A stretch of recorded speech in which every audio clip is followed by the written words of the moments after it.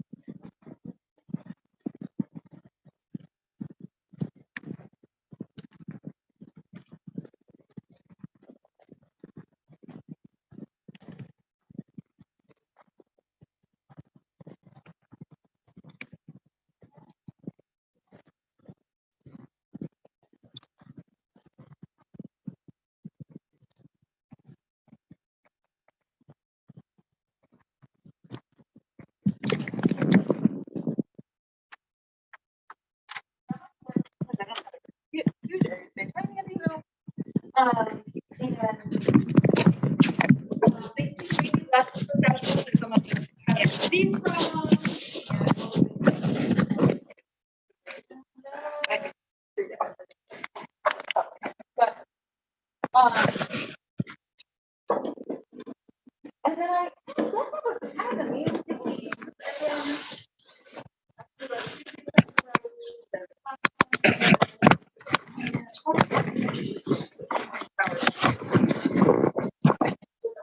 Like which is smaller. There so I mean when I started up, very like one thing happened, it's a very solid thing for me.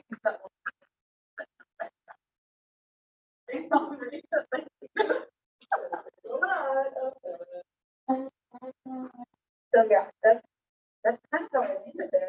Like I said, it's not other than the Asian, they stood out pretty resilient.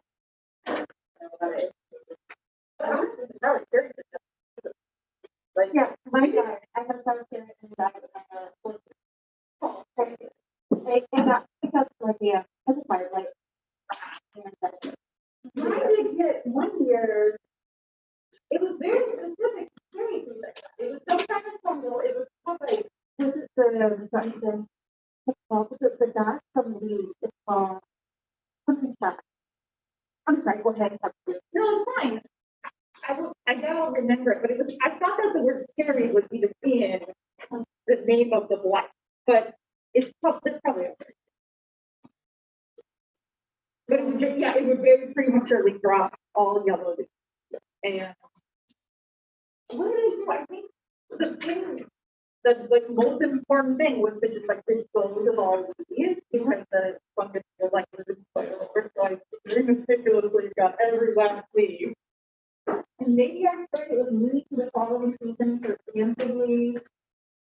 And it never came up. Yeah, I think it came from I had to go to Congress. And then at that point, it really came back next year immediately. And like it's not really that. And then like the first injury that it got from I was at the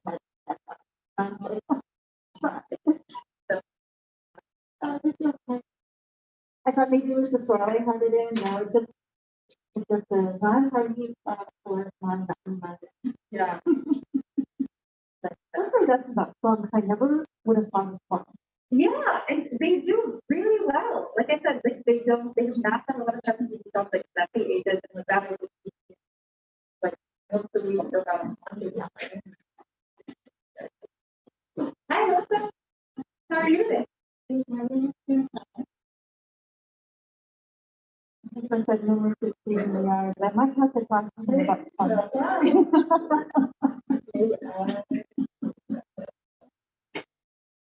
Tony or Tracy, did either of you do something fun this weekend? Anything fun? No. No. No. What did you do that was not so fun? Homework. Yeah. A lot of reading, a lot of writing. Yeah. Yeah. That's it. Okay. Taking 4 classes a semester. The first time I was typing any, I don't know. Okay, yeah. So, Hey, how are you, Miss? I'm good. Thank you. Did you do anything fun over the holiday weekend? No, we just cooked. Okay. Yeah. Okay, what'd you make? We barbecued. Yeah. We made like ribs and what else? Salmon. It was like that. Yeah. It was a chill break. Delightful. How was your break?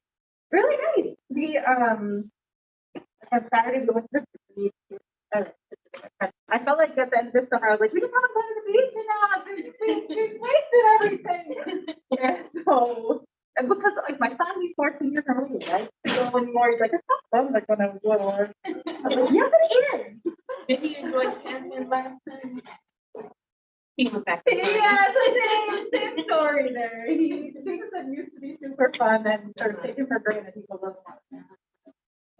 But he only 14. He'll get there. He'll find his way through all his. But then, yeah, we have.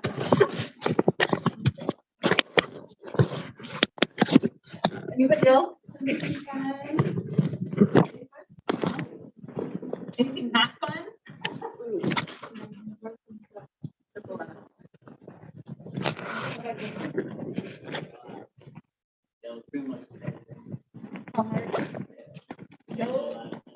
And the less sleeping. Okay.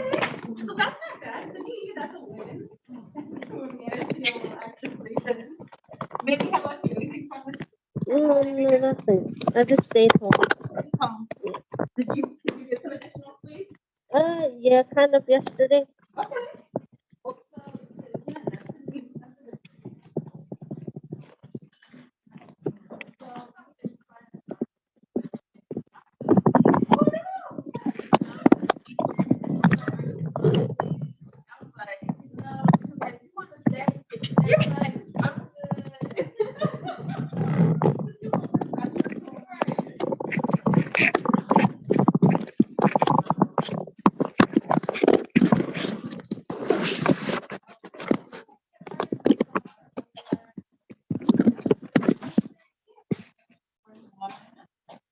On our agenda, we're going to check in about the course of the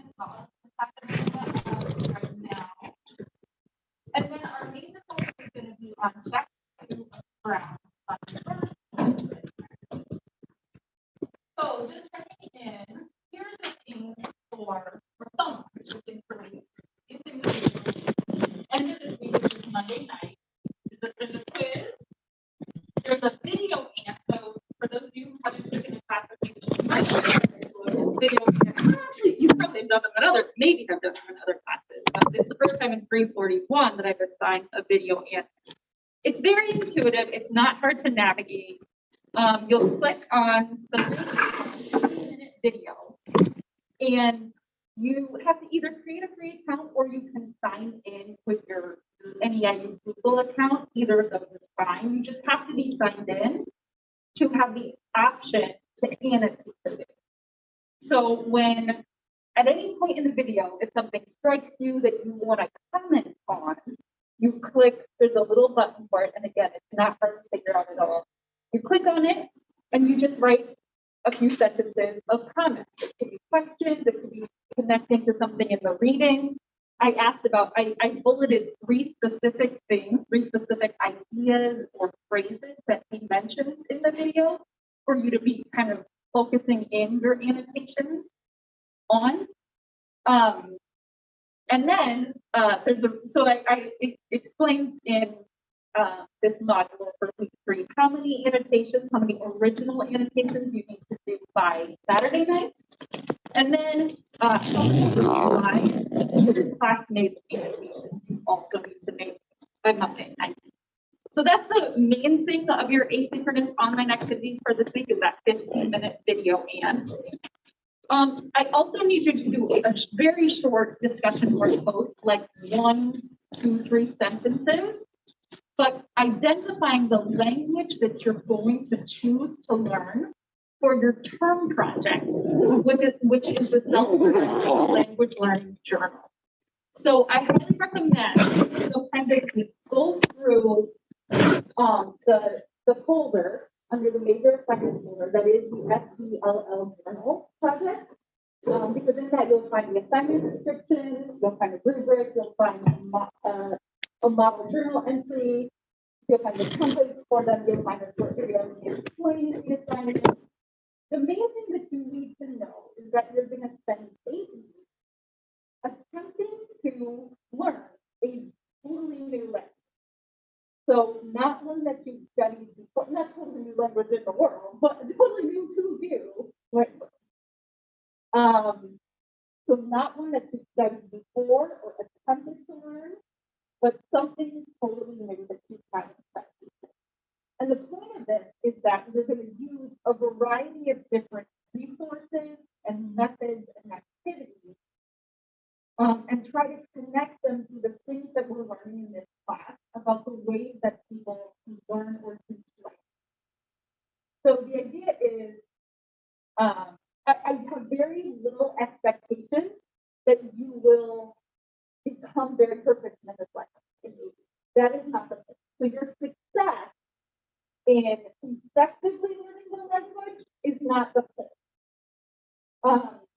The point is to be able to try out a lot of different kinds of methods, activities, and ideas about how we might approach learning.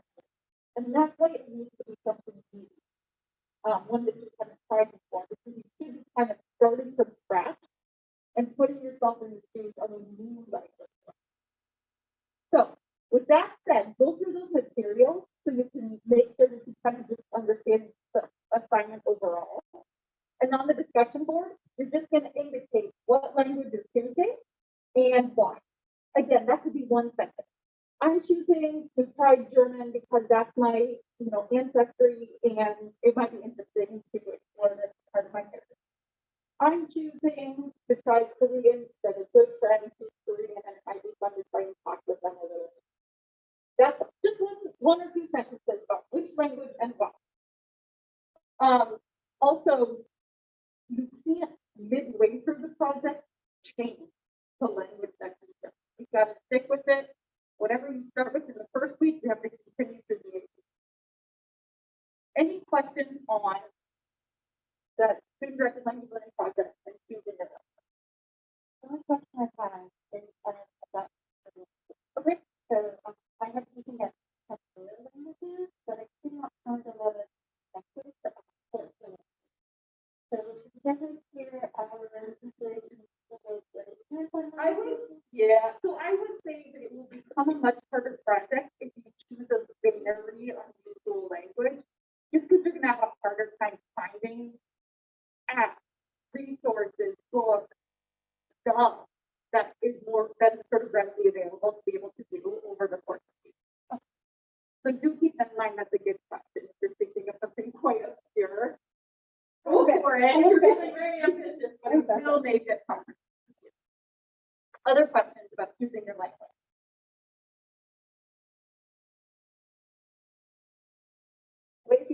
If more questions occur to you as you start to think for that assignment, just send me an email or meet me in my office hours or let me know. Of course, also your mini paper is due this coming Monday night. That's the first of your major assignments. Who's already done the interview, whether it's yellow or people? The rest of you who haven't done the interview, that's okay, but you have it arranged. Or you have a plan Okay, great. Also, if you, again, there's in the subfolder folder on the mini paper, same thing, there's an assignment description, there's a video, there's a rubric, there's a model paper, so there's a lot of resources, but if after reviewing all those, you still got questions, please don't hesitate to get in touch.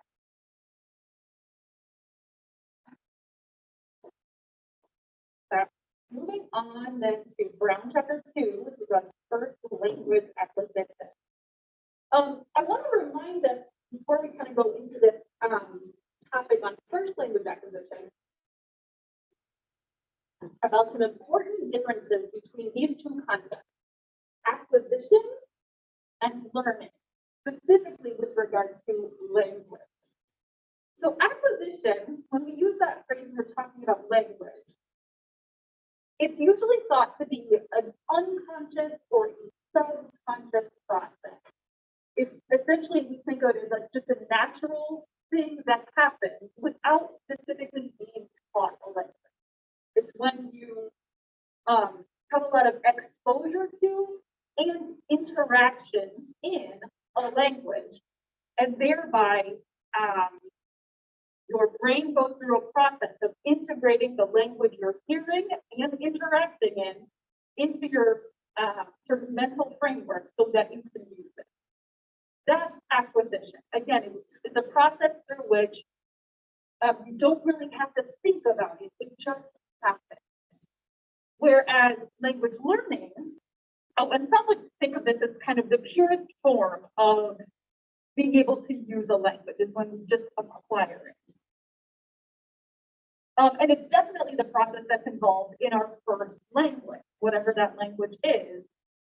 Babies and children acquire their language unconsciously or subconsciously just by virtue of exposure and communication. Learning, on the other hand, is what we tend to be focused on as teachers.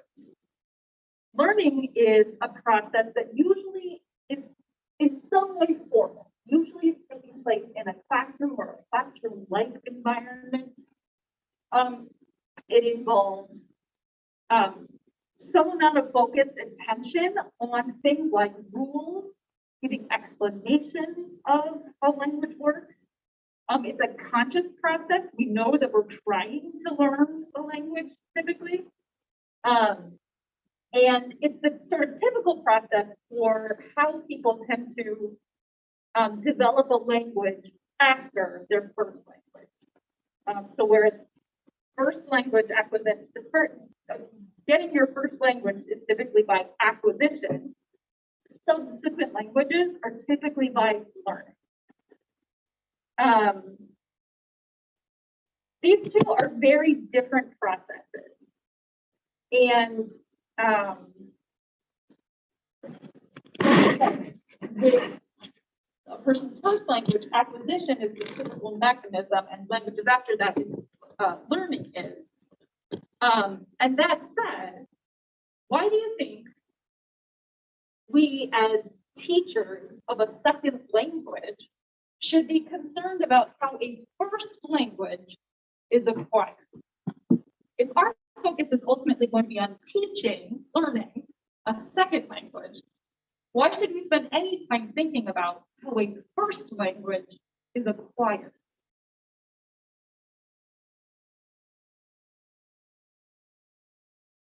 Okay.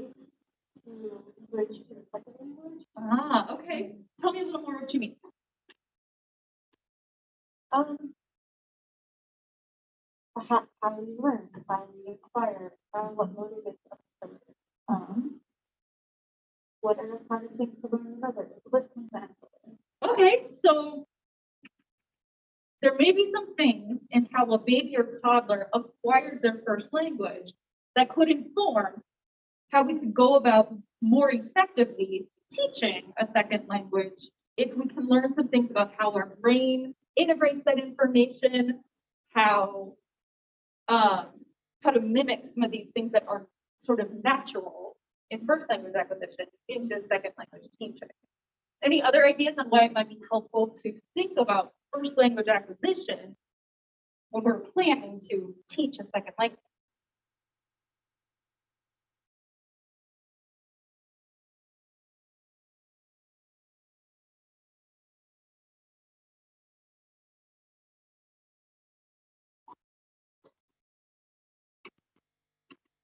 a number of the things that may end up sort of being helpful to us as we think about second language teaching are these pieces that are true about first language acquisition. So the first is efficiency. So a baby or a child starting from scratch is able to pick up their first language, or sometimes more than one first language in a bilingual kind of setting, so fast and so efficiently. Truly, they learn almost their entire first language by the time they're 5 years old,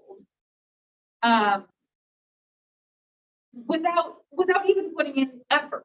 So if this is such a totally efficient and effective way of learning or way of getting a language, acquiring it, there may be some tremendously helpful sort of nuggets that we could adopt in terms of our language teaching that would mimic this kind of first language acquisition. Because most adults who are trying to pick up a second language could never do so as effectively or as efficiently in the same amount of time that first language acquisition typically happens. So some approaches like the Rosetta Stone software that may have even been like way too old for many of you in this room, or Pimsleur software is another one of them. And even today, a number of apps that are used for language learning try to adopt some sort of insights from first language acquisition into learning a second language. And it's not entirely, many of the things that happen in first language acquisition are not entirely transferable to second language teaching, but there are a lot of insights that we as teachers of a second language would do well to try to emulate. And with that in mind, when does a child begin to acquire language? When do you think a child begins? When's the beginning of their language acquisition?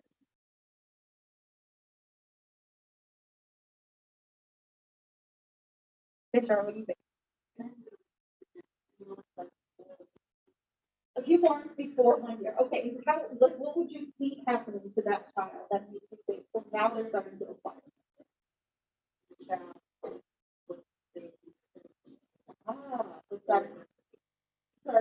We're starting to repeat some things that they're hearing. Okay. Anyone have other ideas of when a child begins to acquire language? How are we defining language? Are we defining it spoken language? What do you think? I think about my own children. My own children were starting to communicate with me by laughing, and they saw something that was funny, and that was like, So very early on, they started to reciprocate or give me information from me about this. Yeah. My oldest learned acquired language quicker than my middle, and quicker than my friend. My oldest was much younger. And then something started talking me for so we saw delays, but it was like, no, that's fine. So I'm hearing from you that there's quite a range of variation in terms of productive or spoken language, but that from very early weeks, there's some amount of communication occurring with laughing or otherwise crying, otherwise responding to cues and experience. Go ahead. I was going to expand a little bit on what you're saying. So, to me, communication with a baby, obviously, it's not going to be too much spoken. So I remember when I was pregnant, that if I felt angry or upset, the baby would be almost reacting to what I was feeling. Just feeling? Like, were you also making noises or sounds, or was it just Probably above, making noises and sounds, yes. Yeah, because I remember then, as my children, after we were born, that I had to calm my reactions down because at that point, I could see them reacting just to my tone of voice if they didn't understand anything. So, yeah, communication, I guess, starts even as early as that. Because know, I didn't want to upset the baby. Yeah. Ethan, were you gonna add something? Yeah, I was just gonna say like pretty much as early as like 10 being like born, but I feel like if even if you like speak to them, even if they like react, like they're still hearing like the sound you're making and their brain is still like processing that sound. So I would say yes to everything you all have said, that many researchers would indeed indicate that even in utero, babies are hearing the sound of usually of their mother's voice and maybe even other voices around them. And sort of the beginning of language acquisition is just hearing, right? Just sound coming in, they're bouncing off your eardrums. Hi, Mandy. And they're not necessarily hearing distinct, individual sounds or phonemes or making sense of any words, but they're starting to acclimate their hearing to sort of the rhythm of their mother or others around them, the rhythm of that language. The stages of first language acquisition follow a really predictable sequence. The first of which is just hearing in utero. So we're sort of in utero or birth to about 12 months. What's happening is that they're doing a lot of hearing at first. So the physical experience, not the same as listening or paying attention to specific sounds, but just the physical experience of those sounds sort of bouncing off their eardrum. Then they start to develop actual listening. So paying attention, segregating sounds and discerning the difference between sounds, hearing nuance, like differences between sounds that they hear. Then speaking, beginning to sort of try out how to produce sounds that communicate meaning. So initially it's just a lot of babbling, right? Just sort of indistinct sounds. But before long, those sounds are intended to communicate specific meaning. So imitating particular phonemes that they're hearing and trying to connect them with something that is meaningful or that communicates their message. At about 12 months, you start to see the first individual words. So those may not be very clear, and they may even be sort of family specific. So it's a word that you might say or a simplified word that you might say within just your home or family. Children will start to produce words like that. By 18 months, they're usually putting together what we call telegraphic utterances. It's like kind of like an old-fashioned telegraph word with a message simplified smaller. So without any of the extra words in it. So it could just be something like mommy shoe, meaning the shoe that is mommy's, or put on mommy's shoe. Get down.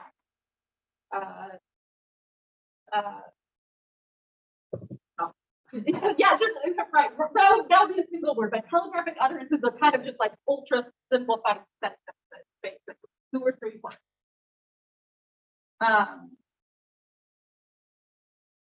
By 24 months, the children begin to make maybe somewhat more complicated sentences beyond the telegraphic utterance. So 3 or 4 words put together. They can start to do something like question formation. So using like a WH question word, where, what, how, before the rest of what they're trying to ask. Also the ability to negate. No put on shoes. That's a lot of Jewish students.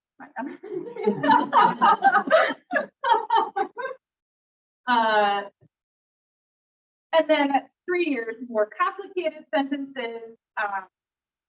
And by 4 or 5 years old, children are fluent, or perhaps I should say, for conversation last week, very proficient in their first language. They may have a much more limited vocabulary than they ultimately will. But in terms of their ability to apply the rules of their language and to communicate messages, they have a very good handle on this by that. Much better than any of us trying for 4 or 5 years to learn a language. A child is able to do this in their first language. Again, subconsciously, without trying. And then later we see reading and writing, usually once they enter school. And those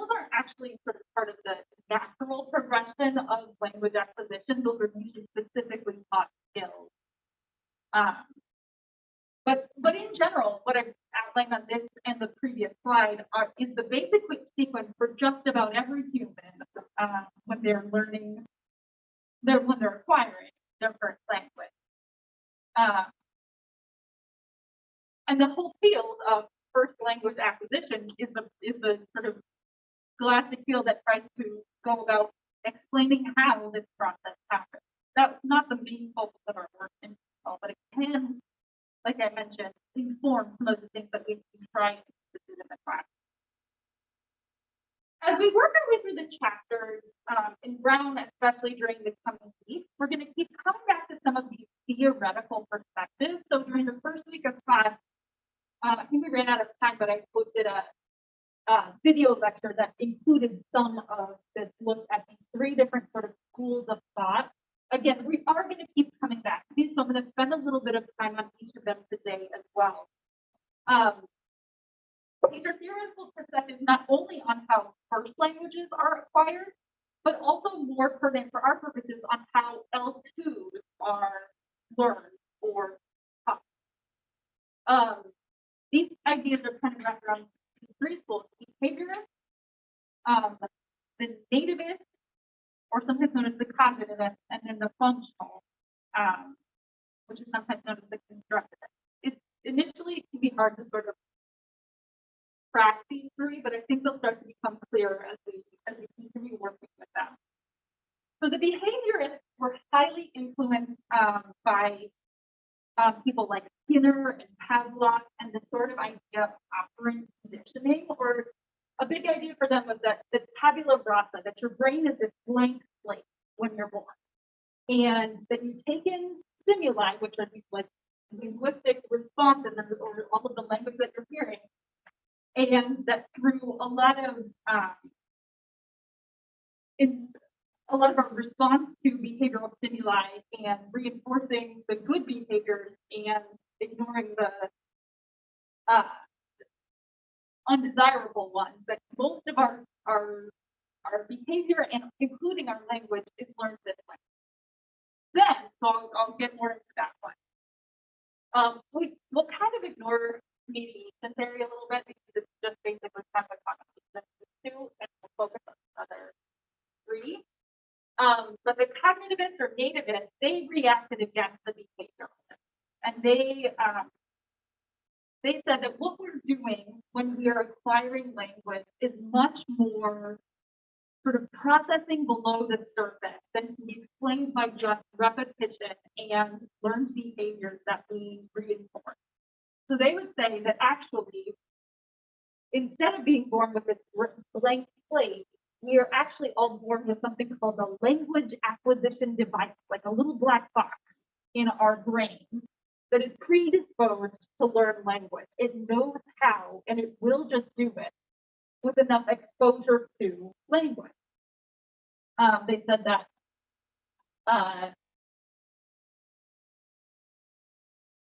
basically that their whole focus was much more on the processes that happen when we sort of plug enough exposure into this language acquisition. I'll get more into this. But then the functionalists or the constructivists,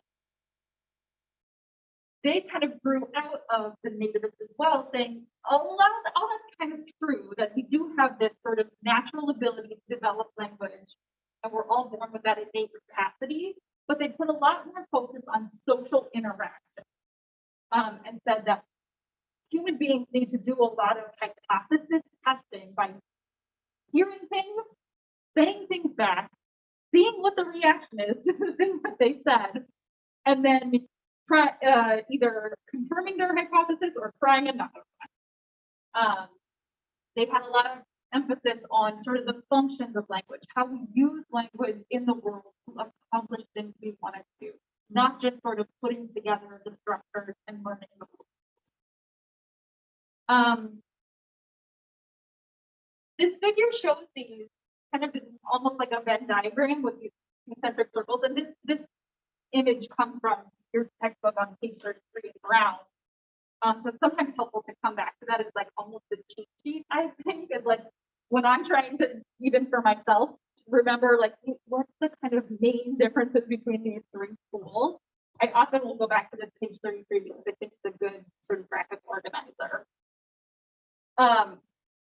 but they're kind of overlapping because the idea is that we have never fully abandoned one. And even though many of the ideas sort of that developed, for example, the nativists developed in reaction against the behaviorists, they still took some things with them that were from that prior school of thought. And same with the functional. They took some things with them from the nativists as well as the behaviorists that they developed. So kind of again with that idea of playing the believer game, taking the nugget of one of these schools of thought, even if we want to dump the rest of it, can still be helpful to us. So we'll look on the next few slides, I'll look kind of a little more at each of those three. So for the behavior school of thought, the most important, or one of the most important ideas to that was this tabula rasa idea. Tabula rasa is Latin for blank slate. The idea of each of our brains is like this little tiny blackboard, and it comes with nothing written on it. We are just brought into this world with no information and no sort of cognitive structures necessarily to guide what happens with our language development. No preconceived conditions. We're shaped by our environment and we're conditioned by reward. The two kind of key characteristics were imitation. The idea that children use language in imitation of what they hear. So if they hear words or phrases repeated again and again that seem to have meaning, they'll repeat those things. And if it gets them sort of what they want, then they learn to continue to imitate those things. And that idea is closely connected with what's called operant conditioning. So with operant conditioning, the idea is mom says to baby, want some milk? Want some milk? And the child responds by holding out their cup and saying, milk? Then what has happened is that there's been a verbal and a non-verbal response, demonstrating that the child comprehends the sort of stimulus of the mom saying he wants some milk. And if the child then says, want milk, milk, milk, and the parent gives the child the milk, the operant is therefore reinforced. And once that's repeated over and over again, the behavior gets established. So effectively, children are imitating the things that they hear, and not just random things that they hear, but things that they hear, which then they need or want. They imitate the sounds that they hear. They get the things that they're looking for, and that conditions them to continue to use those imitated sounds. Does that sound right? Angel, you're saying yes. Why? That seems like even like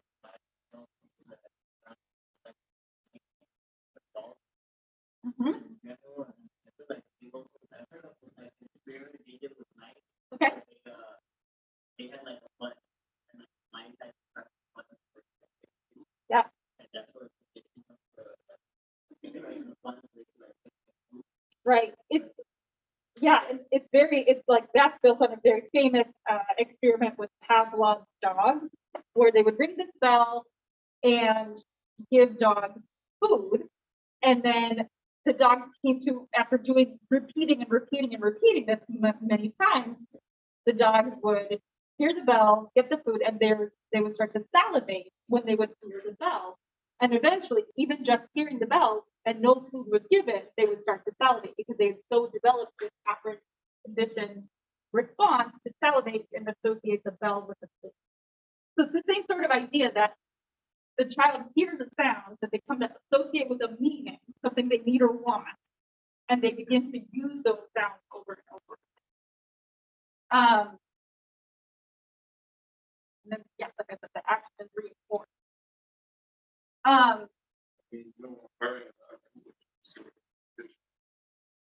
What do you mean? Tell us a little more about that.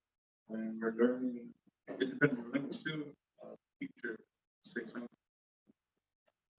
Is that the baby?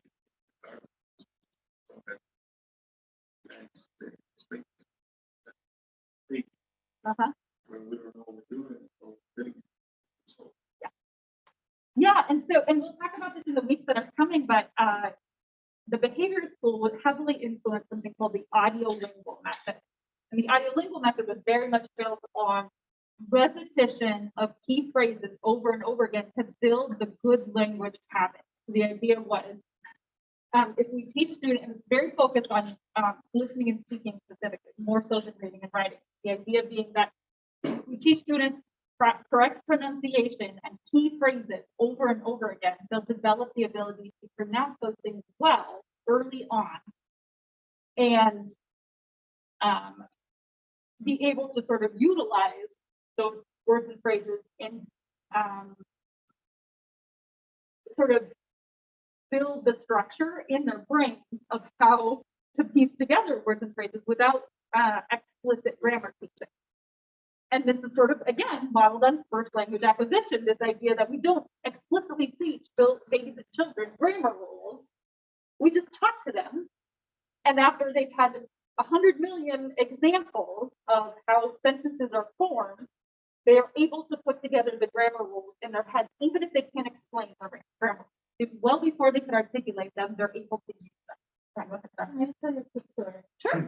So my oldest blew my mind, probably about 2 years old, and said the word goad. Yes.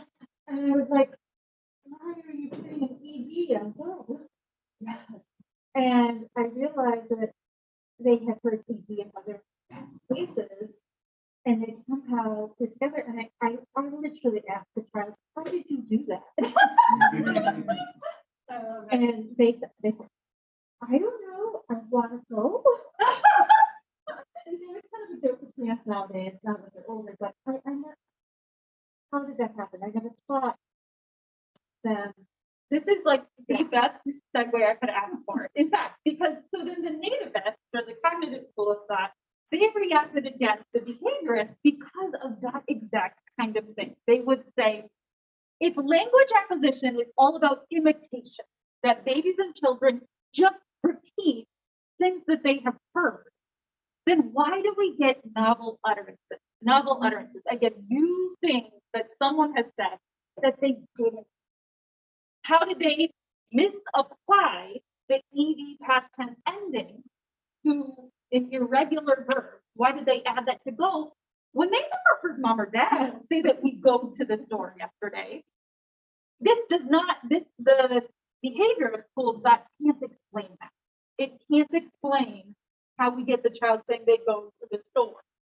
The nativists or generative or cognitive school of thought can't. They said children come with this innate capacity for language. We're pre-wired to develop language. They thought of it in terms of a sort of metaphorical language acquisition device. So it's not a real, they wouldn't say like there's actually this box inside of your brain or even a specific region of the brain that's responsible for this because they can't find it, quite honestly. They've tried, but there's no sort of one space in the brain where they can say this is where that's happening. So it's a metaphorical sort of black box in your brain. But that what it can do is distinguish language and noise, a language from noise and other facts. It recognizes language as something specific. It says the bus and the birds and the cicadas and all the rest. And it's able to organize information and rules. It develops systems to be able to organize all the things that it's hearing into recognizable and systematic sort of structures. Children form hypotheses based on input that they receive, and then they test out these approaches, and that's exactly what your 2-year-old was doing. She had a lot of data indicating when I'm talking about something that happened before now, I'm hearing that people put this ending on it. And I want to talk about when we go yesterday. So they are trying out this hypothesis and seeing what comes back. When they throw out this hypothesis, they see mom says, how did you do that? Or another mom might just say, went to the store. and in which case, that would also be data coming back for them to reintegrate and say there's this thing doesn't fit the pattern. There's sometimes exceptions to these rules. Again, child is thinking all those specific thoughts, but that's what's happening when they're trying out language. If they're finding the limits of what the language allows and what it doesn't. So our language allows looked and shopped and walked and tried, but it doesn't allow goad and bide and other irregulars. Interesting. Yeah. In anthropology, we believe that language is hardwired. Mhm. So everyone was born with some of the language. The other one is interesting story.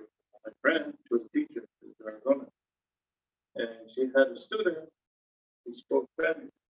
Both parents are American. The child, Okay. the child learned Spanish because the nanny was Spanish. Yeah, sure.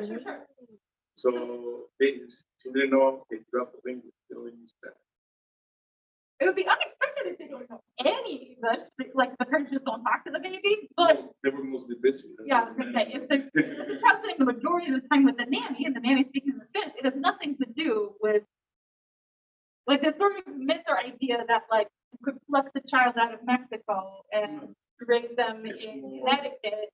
It connects more back to this. And we have a sentence of Yeah, exactly. So that we have this, the cognitive schools that would say we have this language acquisition device, and all we need then is exposure, hearing a lot of language, and then trying it out to see what does the language allow, what doesn't it. When I put out a sort of hypothesis, like say it, and the nanny hands me the bottle, it worked. The sound that I made that I thought would get the milk, got it. And so there's this kind of constant evaluation and hypothesis method. And they would say, very importantly, language allows for the novel utterance. It allows us to say things that we haven't heard someone else say. So it can't be just imitation. It can't be strictly hearing from mom, dad, nanny, and spitting back the same thing. Our brains allow us to develop our understanding of how the language works and say something new that wasn't something we just repeated. Do you see the sort of difference between these two schools so far? The one would say it's just a lot of imitation. Child hears, child repeats. This one would say, yeah, child hears and puts it into their own framework and then tries things out and sees what matches the patterns and what doesn't for me to communicate something new that I haven't necessarily heard.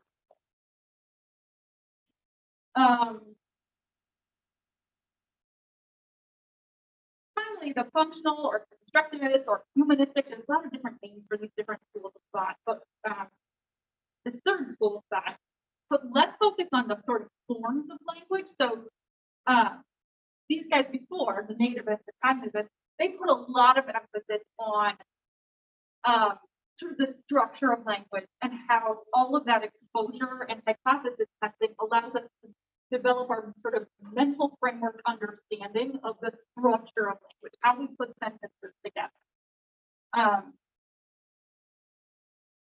The next school has less focus on those structures, things like morphemes, words, sentences, the rules that govern those things.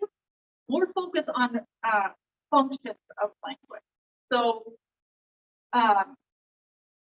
use how humans use language in meaningful and interactive and purposeful exchanges in a social context. And so they had a much greater emphasis on the social interaction piece of language acquisition.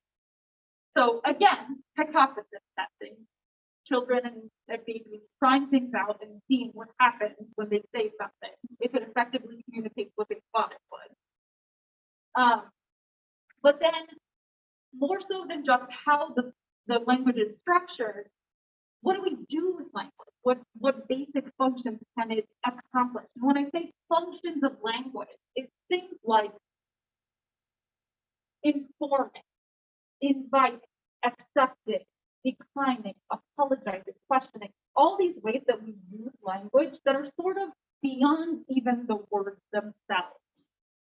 So if I'm trying to politely decline an invitation, there are a lot of different ways that I can do that, that are a different sort of function of, that would be the function that I'm trying to decline, but there's a lot of different sort of ways that that could come out. So if someone says, oh, you want to go for a drink after work today? I might say something like, oh, so tired.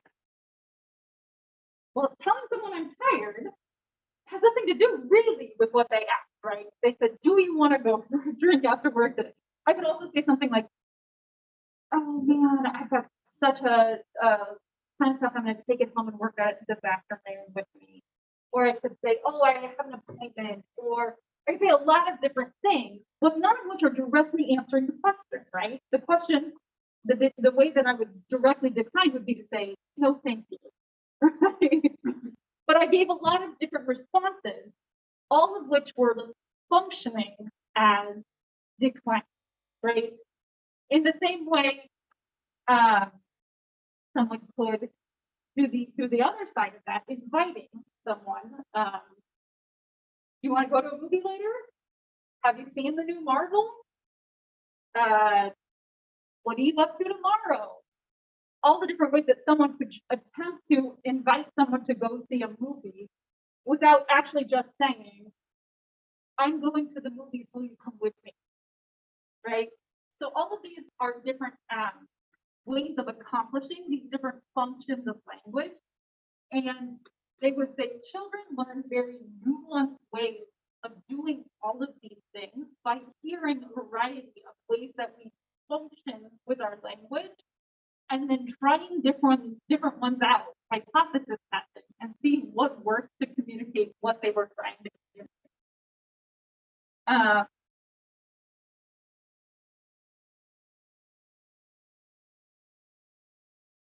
When you think about how children learn about language from a variety of different interactions, what would you say that those children are sort of learning as they observe or hear or engage in those kinds of interactions? If you think, especially maybe those who have experiences with small children, can you think of an example of something you think a child learned from some kind of interaction involving language?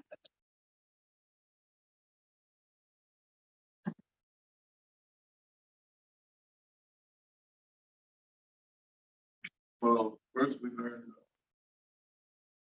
from my experience, the first thing I learned here was unless to the rest. Okay, how did that go? Oh, I got lucky actually. My brother had a bad time. It was a bad teacher, yeah. So he had a bad time. Specifically that. Since we were both learning different environments and everything, it became a whole. One, he had to learn by force, and I had the pleasure of learning without that force. So it was a completely different. I noticed that he would pick up English faster, but English just force.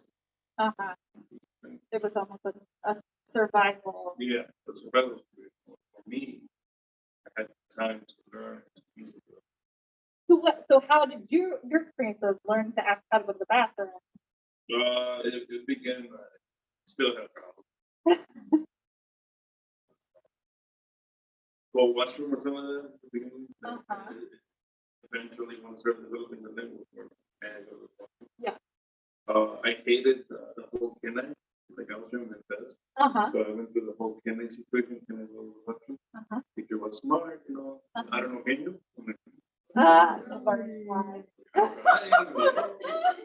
And then luckily, a lot of the students were new Spanish and English, and they explained to me most of them. That's the other thing. Like, even then, like I said, ELL has advanced so much from when I first came to her. Yeah. Like it's a completely different. Hopefully that's true in many cases. Oh, I seen it. Those 5 years I worked in middle school, even though I wasn't a teacher, some of the teachers dragged me into the class because of the whole fact that I wasn't English. language in Spanish. Mhm. So I would sit in the classes with the permission of the superintendent, and I would help the students. And it was pretty fun. So, okay, so that's a good example, that if initially was kind of those telegraphic utterances, like where washroom or the washroom, you know, until you were, and then sort of like throwing out that hypothesis. I think if I put these words together, she'll understand. I need to go to the washroom. And you learn from that interaction. This is one way I can try this thing. Eventually it became more complex. Can you think of other interactions involving language, even first language acquisition, that children learn something about language in the context of that? I think I'm having a hard time with this question. Yeah, it is a little vague. I might be overthinking it. Or I'll need to put this up. Yeah. I was asking about when a child uses language academically and then gets something back from it. Yeah, and or that. So that would be a fine way to answer the question. And or things like these example of language functions that people need to accomplish a lot of different kinds of things with language, but sometimes we do that without directly saying what we mean. And so those usually aren't things that are explicitly taught, right? We might teach our children to say something more politely than less politely. Like, give me candy. Often I just say to my kids, try again. And then that's their clue to things like, how can I use my nicer words? And if they want to, we practice there. So that's one way that children in interaction learn sort of more appropriate language function. But sometimes it's not explicit. Sometimes we just have children observe something like someone saying, gosh, it's really hot here. Precisely. Usually when someone says, gosh, it's so hot in here, they're not just commenting. They're usually requesting someone to take some kind of action. What you really mean is, can you open the window? Can you turn down the thermostat? Can you do something about the heat in the situation? But we didn't say that. We didn't say, can you open the window? Can you turn down the thermostat? Whatever you say. Right? That's a language function of effectively requesting someone's action without saying, you can do something. But sometimes we think about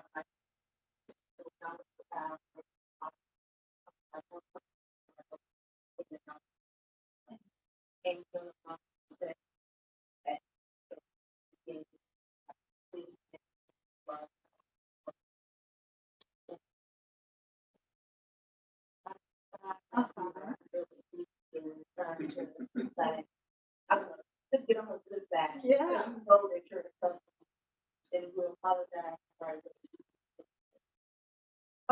So sometimes we're saying things like, "Mommy, you look so pretty today," or "Gosh, this dinner was so good last night." Or you're saying a lot of different things, and what you're really functionally doing is apologizing or communicating, "I'm gonna do better," right? And but you're not saying, "I'm sorry." You're not saying, "I won't say all that." You're saying all these other things, and you're trying to communicate a different message. Children learn in interaction to use language in these ways that aren't just bringing together the form of English or whatever language. They're much more sort of nuanced and complicated ways that we use language. And all children typically can learn to do these things without being explicitly taught. Usually it's just by observing, interacting, trying out their hypotheses, and developing their own skills.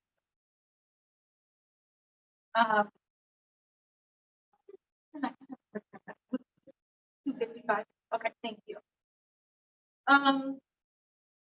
When we examine each of those three schools of thought, there's important issues that we have to consider when thinking about variables related to language acquisition. And the first of those is competence versus performance.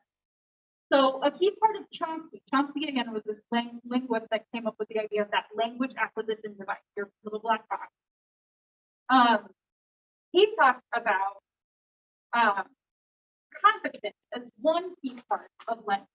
So competence is what you know about the language, what you know about its rules, its grammar. Even if you can't describe such things, even if you can't explain, you put an ed and then talk about the past. You can use it. You know the rule, even if you can't explain the rule.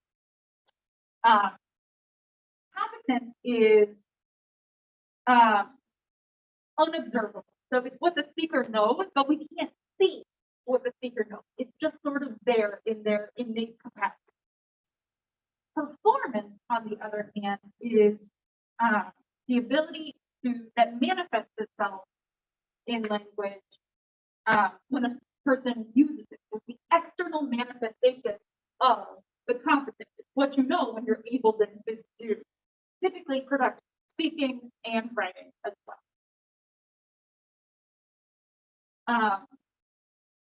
But comprehension is something that Chomsky didn't really address in the same way. Comprehension, when we think about our ability to understand language, what we hear or what we read, would you put that in the category of competence or performance? Comprehension, understanding what we hear, what we read. Would you call that part of our competence or part of our performance? Go ahead, Chuck. Why do you say that? Because if people out there that they understand like what is going on,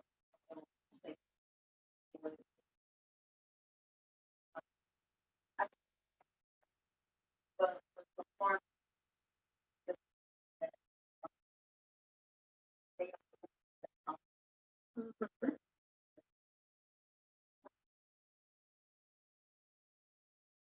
Yeah, Mandy, are you going to answer that?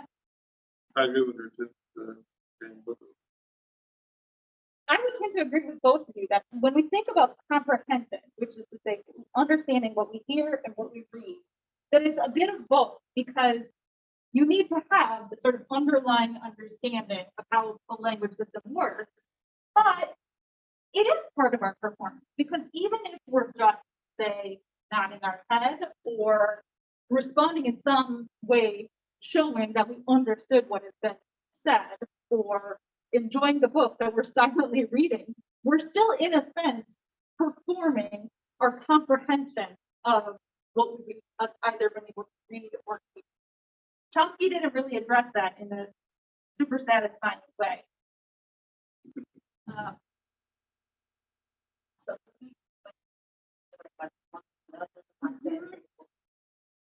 More, yeah, sort of in keeping with this idea that we have this universal grammar in our language acquisition device that's able to sort of organize language, that's happening in our competence and you can't see it and it's just sort of there. And that our performance, our use of language is something kind of separate that comes out of that. And Brown in our textbook sort of argues that, however, comprehension is in many ways both, that all of us are doing or demonstrating our competence and our performance when we're comprehending. Yeah. sometimes with the competence. Okay, so do parents teach competence to kids? Good Because, question. sometimes it's like, I'm gonna go give it that, because I'm gonna have. Yeah. Anyway, you know how, it gets where the parents are saying, like, that was wrong, that was difficult. But the child doesn't always like respond, so sometimes I have to, like, you'll have to say, you don't have to say, like, just understand it without. This is it. So the first school of thought, the behavior, they would say, well, the child is a blank slate. So anything they have with regard to language, they got from their environment, they got from the parents, they have to be taught. They're given all of the information, and then the child just imitates it, repeats it. But the next school of that, the next two really, would say, no, the child's competence is already there. It's just they're sorting out all of the input, all of the language that they're getting, and all of what the parent is telling them, and organizing it in their competence, in their language acquisition side, so that they can then produce appropriate language to communicate their meaning. And so again, this idea that comprehension, when we understand what we're listening and we understand what we're reading, is different from production. So that these things are somewhat different, but it's not the same as competence and production. Comprehension and production. It's sort of like our, when we think of our receptive skills with language, the four skills, reading, writing, listening, and speaking, the receptive ones are more listening and reading. The productive skills are speaking and writing. And when it comes to first language acquisition, they tend to go in that order. The baby or child understands what they're listening and what they're reading before they can speak and before they can write, right? These skills tend to come before these skills, both in the first language and then often in the second language as well, depending on how the second language is taught. We talked about this a little bit last week, how depending on how you're taught, some of your receptive, your comprehension skills could be much stronger in a second language than your speaking and writing skills, but not necessarily. That kind of follows the natural acquisition of skills. There was a good example in the textbook where the child says, "My name is Lisa," and the person responding, "Lisa? No, Lisa. Oh, Lisa? Yeah, Lisa." Right? So the child is not yet able to produce the phoneme that's found in her own name, but she can recognize when it's said correctly or incorrectly, right? So she herself is producing, but when the teachers produce, she says, no. Oh, yeah, right? So, We still do that in several words. you Like, three and that's the number three and the. like tree and three? That one. Yeah. Chip and ship. And sheep, Sheep. yeah, right. Minimal pairs. And for the B and like. But all of those are typical of first language Spanish speakers speaking English because there's confused the point. Oh yeah, there's tons of them, and there's a lot of them are specific to your first language.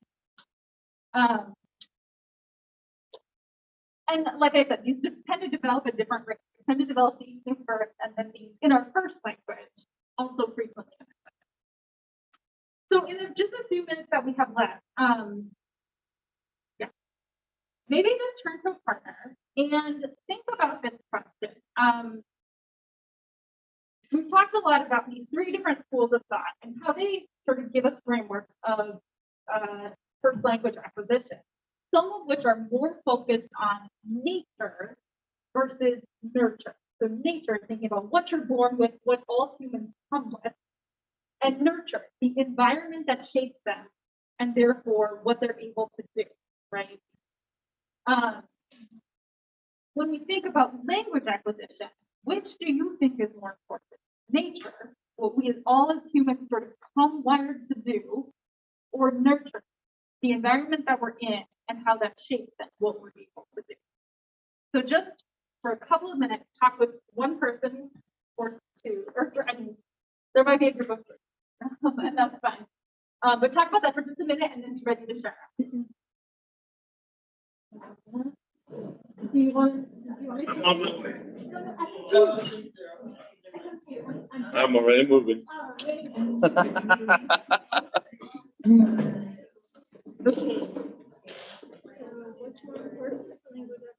Nurture. I say nurture. Yeah, What do you think? I think definitely starts with that. I think maybe more of like the nurture maybe. Yeah. Do you have any examples where you either experienced it or like for I mean, there have educations where nurturing if the child is in any language, they don't learn. So they have, or if the child is in help with that language, learning. Because we have people that are able to communicate when they're not. And they're fall behind. So that's part of have either of you seen the documentary Babies? it's in the room.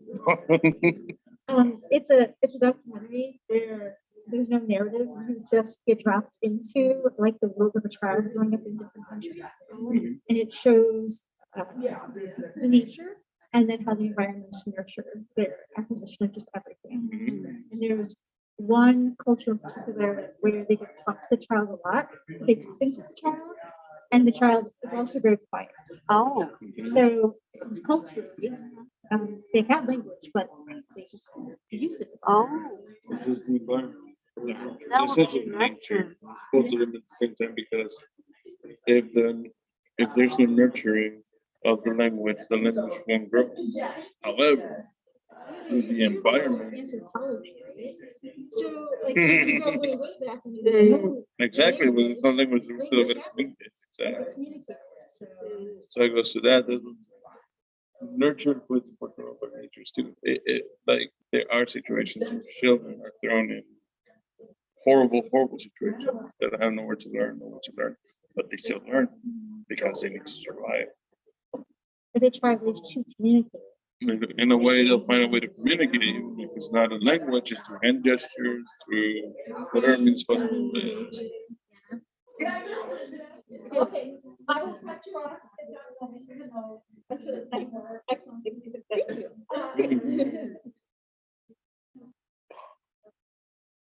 Maybe Angel take the tell us what you think. Yeah, we pretty much we thought it was like furniture. Okay. Because like this is my point still like you're both like it's like you're both, like you see that you like the good like you still feel like the sort of track sort of like put things together.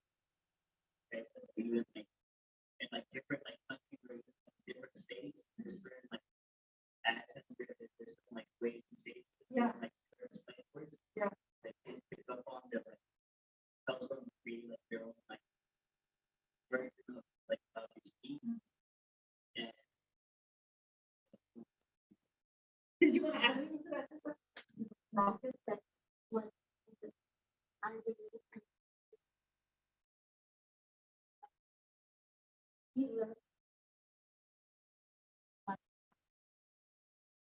Yeah. And I think something important that you sort of touched on was we learned the language of a particular speech community, right? So that involves things like slang and accent and maybe even a particular dialect, because that's the community in which we need to communicate the things that we need, right? So this social interaction piece is pretty essential. So you guys are looking for towards nurture. How about you, Sarah? Well, we agree that, I think one, kinetics is about the other. They work off each other. I'm saying, for example, my first language was Spanish, but that didn't inform me to go to school. So I have no idea. I can't explain why I put the words together the way I do, or why I say this tense or that tense. I just know it sounds like.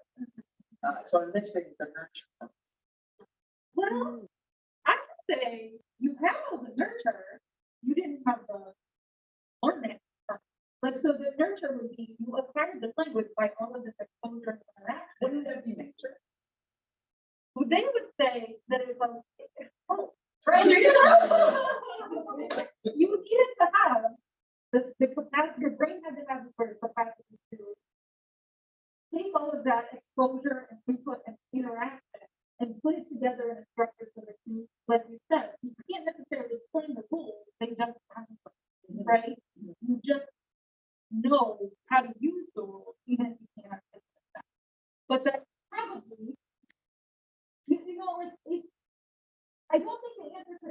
just nature.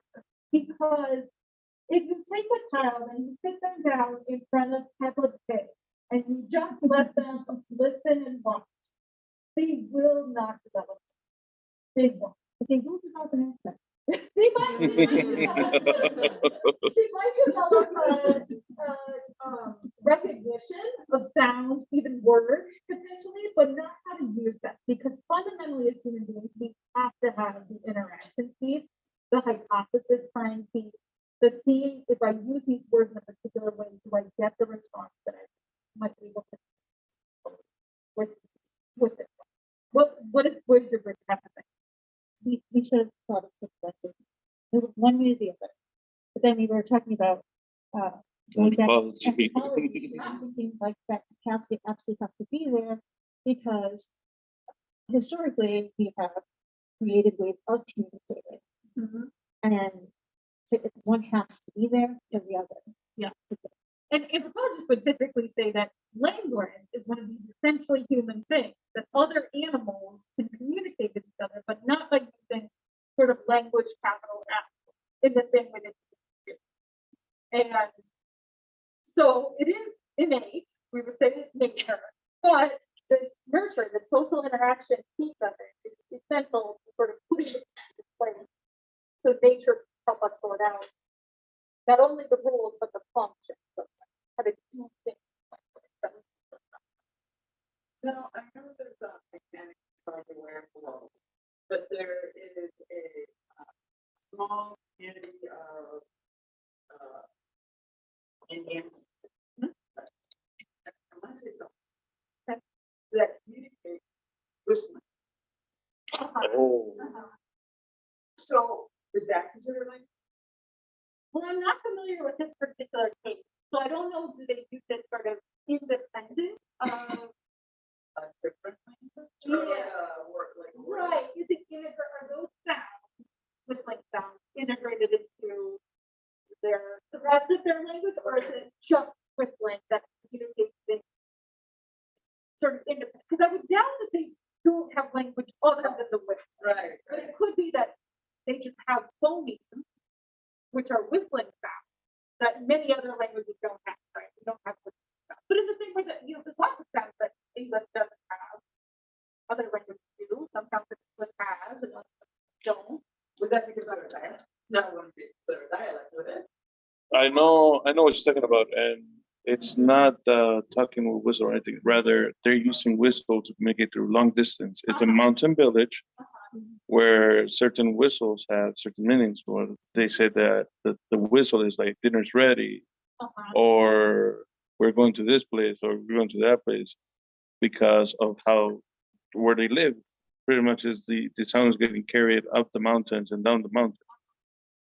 I mean, you could probably argue that that is a kind of language, probably a very simplified one, but if you can combine two whistles, which in a way that changes the meaning of the whistles. They have several different whistles. It is really interesting because since their mines up there, I remember it's a mountain. I think it was in Europe, and they were like, rather than going all the way up to the mountains to get these people, they whistle the like.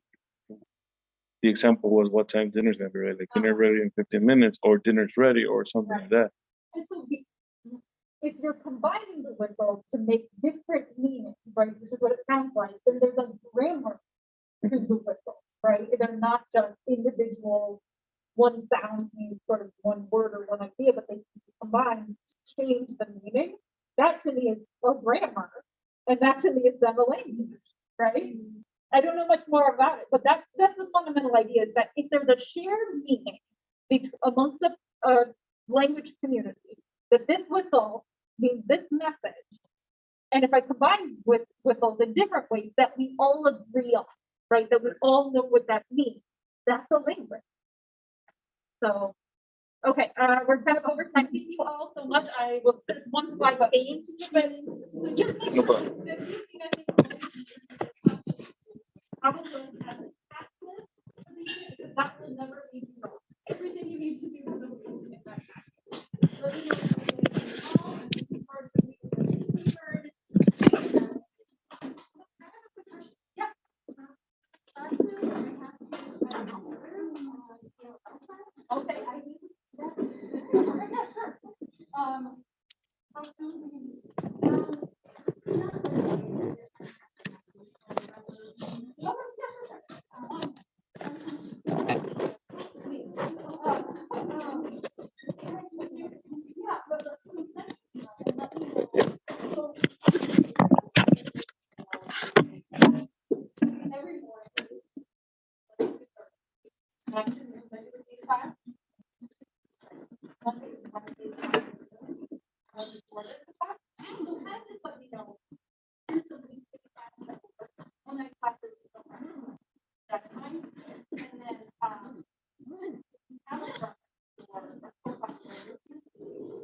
Reading and writing.